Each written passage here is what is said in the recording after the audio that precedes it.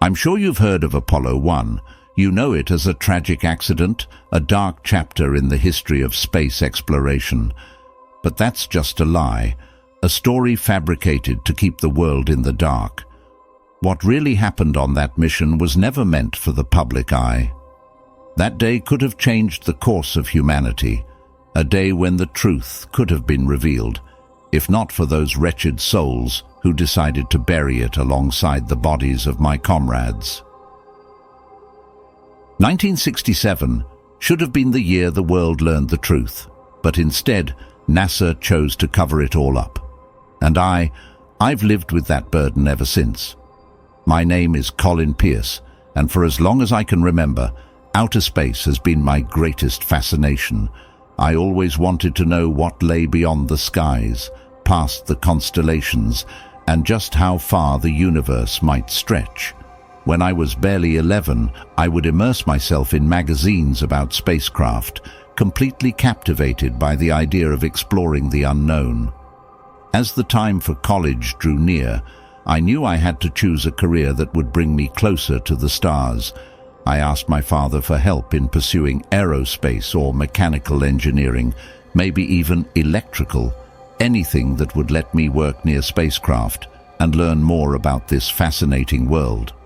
So, at the age of 20, around 1954 or 55, I can't remember exactly, I decided to go with aerospace engineering. As my studies progressed, I heard about the creation of the now famous National Aeronautics and Space Administration in '58. My excitement grew even more, and the thrill of being part of something so monumental pushed me to give it my all. Finally, at the age of 30, having graduated as an aeronautical engineer, I joined NASA's team in December of 1965. I had achieved my dream. I was content and fulfilled. But little did I know that reaching that point would become the worst thing that ever happened to me. January 25, 1967 started like any other day at NASA. I was in my office, deeply engrossed in the plans for a shuttle that Charles Kevin Jackson, a fellow engineer, had brought me that morning. It was impressive, an innovative design I hadn't seen before. I was so absorbed in the details that I barely noticed when NASA's spokesperson entered the room. "Pierce, we need to talk," he said in a tone that snapped me out of my thoughts. He dropped a document on my desk, one with 3 names, Virgil G. Grissom, Edward H. White, and Roger B. Chaffee. They were the selected crew members for a special mission. He explained that they needed one more person on the team, someone well-versed in spacecraft parts, especially in handling emergency repairs. As I read those names and understood the magnitude of what he was saying, my eyes filled with tears of emotion. I couldn't believe what I was seeing. I was about to become part of something historic. I shouted with joy, feeling a mix of pride and wonder. This was the moment I had worked for all my life. I knew I was about to leave my indelible mark on American history. "The spacecraft launches on January 27th, the spokesperson added. In the distance, I saw an older man approaching, who I later realized was NASA's administrator. I watched him walk up to the spokesperson, and I overheard him saying that the mission was too risky to allow a civilian to join, that it was dangerous. However, I clearly saw how the administrator gestured for him to be quiet and hold his tongue. I didn't pay too much attention to what I saw. My excitement had taken over. There were only 2 days left. I could barely process the news. I dropped everything I was doing and rushed home to tell my wife. Her reaction was different from mine. She was worried, anxious. She said she didn't agree with it, that going into space was too dangerous, that it exposed us to the unknown. I tried to reassure her, but deep down I knew her fears were valid. Still, I was determined. That night I cried tears of joy, while she cried tears of sadness for the uncertain fate that awaited me. I couldn't sleep that night. I kept tossing and turning in bed, thinking about the mission ahead. Before I knew it, the sun was already high in the sky. I jumped out of bed, got dressed quickly, and headed to work. That day, I treated all my colleagues to breakfast. I wanted to share my joy with them. We laughed and joked, enjoying the morning like never before. When I got home later, exhaustion overcame me. I fell asleep without realizing it, and when I woke up, I knew the day had arrived, January 27th, 1967. I jumped out of bed, dressed hurriedly, and ran to NASA. When I arrived, I headed to the area where the final preparations were being made. Upon entering, the NASA administrator greeted me with a calm smile. "Relax, Pierce," he said. "The launch is at 6 p.m. today." I nodded, took a deep breath, and went to my office to kill time. The wait was endless. At 3 p.m. they called me to give the final instructions and show me the equipment we would use. They explained how to put on the suit, how the oxygen tanks worked. The more I learned, the more my excitement grew. At 5 p.m. I went to the place where the suits were. There I met Virgil Gus Grissom, the commander and crew leader. He was an educated, handsome and eloquent man. He greeted me with a kindness that made me feel welcome.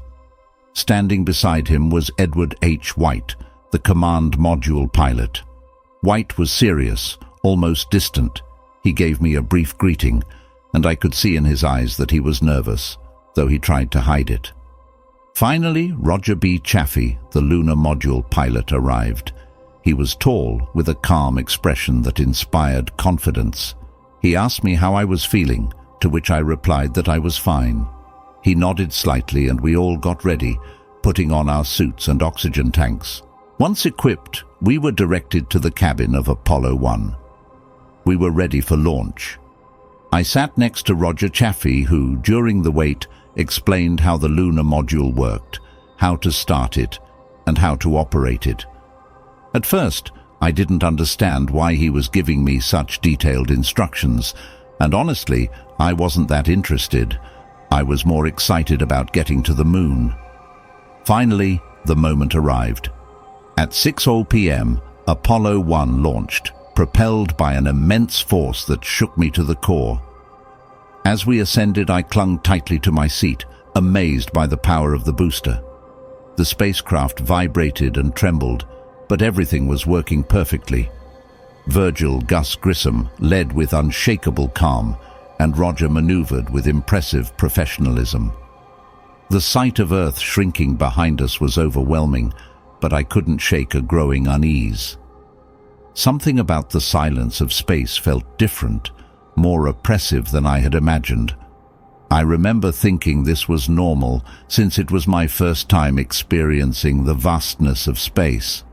I felt a chill, not from the cold, but from the excitement of being out there, in outer space, looking out into the universe. It was incredible, a vastness I couldn't believe I was seeing with my own eyes.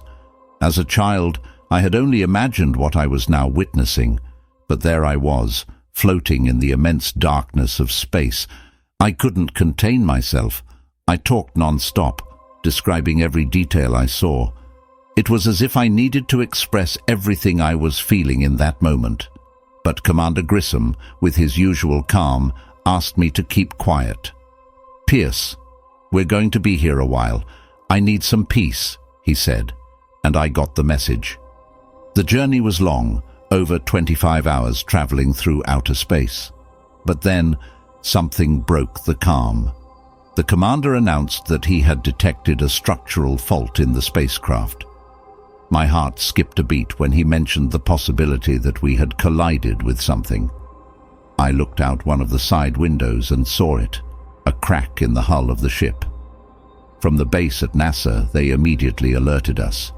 We had to seal that hole as quickly as possible, or we would lose oxygen fast. The commander looked straight at me, and I knew what was coming. "Pierce, you're the one for this mission. This is your job," he said without hesitation. My mind filled with nerves, but I knew this was what I had been trained to do.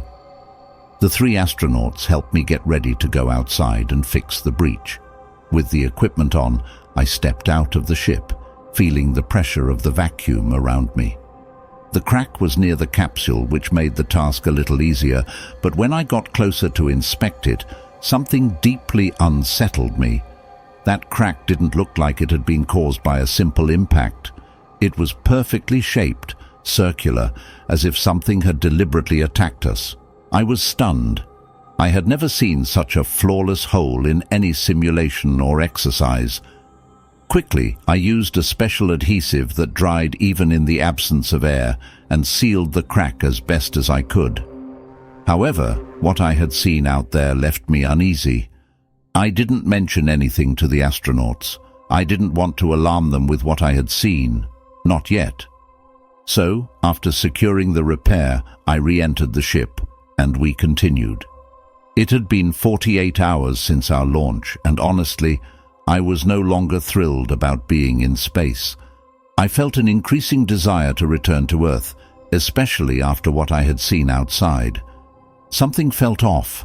I couldn't stop thinking about what could have caused such a perfect crack. I was scared, a fear I couldn't shake. Then, the capsule began to vibrate violently, the lights flickered, and the instruments went haywire. The commander kept repeating for us to stay calm, trying to maintain control. From NASA's base, they informed us that we had entered an unexpected gravitational field that was affecting our ship, making it veer almost as if it were alive. The chaos lasted for what felt like hours, but eventually the vibration stopped. After nearly 70 hours of travel, the moon appeared before us. It was majestic, with its immense and awe-inspiring craters. Despite everything bad we had endured during the journey, seeing the moon so close made it all worthwhile, though deep down, the unease continued to grow within me. The sight of the moon gave us a brief sense of relief, but my mind couldn't stop racing about what had happened. What was that crack we had found in space? I didn't say anything. I kept my fears in check, but something told me the worst was yet to come. We prepared for landing on the far side of the moon. I couldn't take my eyes off the massive craters that gaped like hungry mouths beneath us. Finally, we stabilized and began our descent. As we did, I felt a strange tension in the air, as if the moon itself was waiting for our arrival. The landing was smoother than I expected, but that didn't ease the tension that had gripped my body. We touched down on the far side of the moon, a place no previous mission had ever explored. The view was desolate, with a grey landscape stretching as far as the eye could see. But there was something more, something I couldn't quite identify, a feeling that we were not alone. Commander Grissom was the first to speak after the spacecraft had stabilized. "We're here. Let's get started with the procedures, boys," he said firmly. Although it wasn't necessary for me to leave the spacecraft, I insisted on joining the others. It was my responsibility, I told myself. Roger stayed in lunar orbit while the three of us prepared to exit. After ensuring everything was in order, we began getting ready for our lunar walk. The first inspection of the terrain went smoothly. We collected samples of lunar soil, took the necessary measurements, but something continued to gnaw at the back of my mind. Then we saw it in the distance, a structure. It didn't resemble anything we had ever seen before. It was partially buried in the lunar surface, and its shape was far from natural. It looked like a construction, but not one made by human hands. Gus was the first to decide we needed to investigate. It wasn't part of the mission, but we knew this was important, something that could change everything. We approached cautiously. The closer we got, the clearer it became that this structure didn't belong to anything we recognized. The building was massive, about 30 feet tall and 60 feet wide, imposing and terrifying in its presence. As we explored, I moved closer. That's when I saw it. Stuck into the lunar soil, waving gently, there was a flag. My eyes couldn't believe what they were seeing. I approached, and as I got a closer look, my heart stopped. For an instant, the flag appeared red, with a sickle and hammer emblazoned in gold in the upper left corner, along with a red star bordered in gold. I recognized it instantly, the flag of the Soviet Union. This has to be a joke, I thought, but it wasn't. I stepped even closer, and what I saw next chilled me to my core. Written on the flag was a date, July 4th, 1965. That date seared into my mind like a branding iron. We weren't the first to set foot on the moon. Disappointment mixed with a growing sense of danger. As I touched the flag, a dull hum filled the air. It wasn't a normal sound, at least not one we're used to. I turned around slowly, and what I saw paralyzed me with fear. A tall, menacing creature was attacking one of the astronauts. My eyes adjusted to the lunar darkness, and I saw it was Commander Grissom under attack. Ed White, just a few feet away, was desperately trying to leap back toward the service module. His movements were frantic. He motioned for me to flee, to follow him. Without thinking twice, I began bounding desperately toward the module, but I didn't make it far. Another creature appeared in front of me. This one was smaller than the first, but no less terrifying. It stood about 6 feet tall, thin, with an insect-like appearance. It had wings that spanned about 6 feet, and its large dark eyes fixed on me with an intelligent malice. It moved with an impossible swiftness in the low lunar gravity, as if it owned the place. I didn't understand why it could move like that at the time, but years later, I realized it was due to the difference in gravity between Earth and the Moon. One of these beings grabbed Commander Grissom, and with terrifying ease, it ripped off his helmet. I watched in horror as Gus's face darkened rapidly before his head exploded in a cloud of blood and tissue. The creature began to collect his corpse, dragging it toward the structure we had discovered. There was nothing I could do for the commander, so I turned and ran toward Ed. We tried to make it to the module together, but we were intercepted by another creature. This time, the being spat a corrosive liquid that partially burned through Ed's suit. A type of tentacle extended from the lower part of the creature, trapping Ed and dragging him into the darkness. I ran with all my might. Fear was driving me. I managed to climb into the service module, and Roger B. Chaffee, his face pale, helped me into the command module. He was shaken. My words tumbled out as I tried to tell him we had to go back for them, that we couldn't leave them there. "We can't do that, Colin. There's no way to save them," Roger said with a coldness that shocked me. A faint buzzing, almost like a screech, echoed through the ship, accompanied by a vibration that nearly knocked me off balance. Outside, one of the creatures was tearing apart the spacecraft. Roger cursed under his breath, then looked at me with determination. "Sit down," he ordered. "Remember how it was operated. You're going to do it. You're going to make it back." Before I could respond, Roger left the module. I watched him leap toward the creature, throwing himself at it with everything he had. I saw him disappear into the shadows as the creature reached him. With tears in my eyes and a broken heart, I forced myself to follow Roger's instructions. I couldn't let his sacrifice be in vain. Crying for the loss of these brave men, I managed to get the module moving in the direction of Earth. As I passed through the void of space, only one thought haunted me. Aliens exist. I knew what I had witnessed would change the world forever, but I also knew convincing anyone of the truth wouldn't be easy. The command module moved slowly, drifting away from the lunar surface. Outside, the vast darkness of space stretched infinitely, but I could barely focus on that. My mind was flooded with images of what I had left behind: Gus, Ed, and Roger, all dead.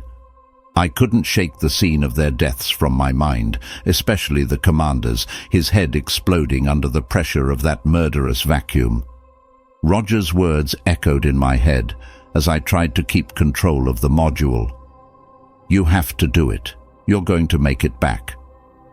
I had never operated the module by myself, at least not under these circumstances. Every move felt clumsy, every decision a gamble, but I knew I had to do it, not just for me, but for them, so their deaths wouldn't be in vain. As I continued toward Earth, the systems began failing intermittently. The lights flickered, and the gauges gave erratic readings. I tried to stabilize the ship, but everything seemed to be falling apart around me. The creatures that had destroyed the spacecraft still loomed large in my mind, but I couldn't afford to succumb to fear. The gravity of the situation hit me with full force. I was alone in a damaged ship, surrounded by the void of space. The possibility of not making it, of dying out there, became more and more real, but I clung to the hope that somehow I would make it back to Earth. The journey was hell. I spent nearly 75 hours in that spacecraft, but I finally made it back to Earth. When I noticed I was entering Earth's orbit, my mind went blank. When I finally regained consciousness, the first thing I saw was the warm, white light illuminating the room. My body ached, every muscle heavy as lead, but what truly took my breath away was the sight of several armed military guards stationed around my bed. They seemed to be waiting for something, and that something was me. I tried to speak, but my voice was barely a whisper. The memories of what I had lived through flooded back, and the weight of reality settled on my chest. The images of those terrifying beings, the deaths of Gus, Ed, and Roger.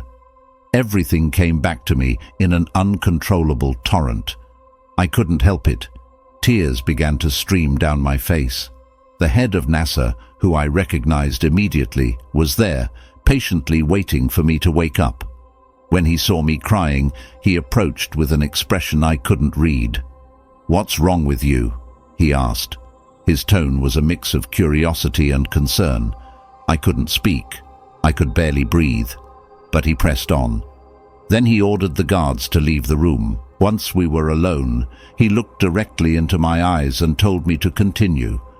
With a trembling voice, broken by grief, I told him everything, every detail, every horror we had faced on the moon. I told him about the extraterrestrial beings that had attacked us, how they killed my comrades in the most brutal way imaginable. I told him about the desperate struggle to return to Earth. I left nothing out, except the flag. That I decided to keep to myself. It was a secret I wasn't ready to share. Not yet. The head of NASA listened in silence, without interrupting. When I finished, he remained quiet for a moment. Then, to my surprise, he let out a small laugh. "So it was true then," he said, almost as if he were talking to himself. My stomach churned. I looked at him in horror, beginning to realize what had happened. Before I could speak, he continued, "We sent a previous crew, but no one came back. We assumed they had all died." My world collapsed in that moment. I wanted to leap out of bed and punch him, kill him for what he had done. We had been sent to die, and he had known all along. "It's incredible that you made it back," Pierce added, his voice almost admiring. "We didn't expect anyone to survive." I couldn't hold back anymore. I interrupted him, my voice cracking with anger and fear. "I'm going to tell the world what happened. Everyone has to know." But his reaction was as calm as it was terrifying.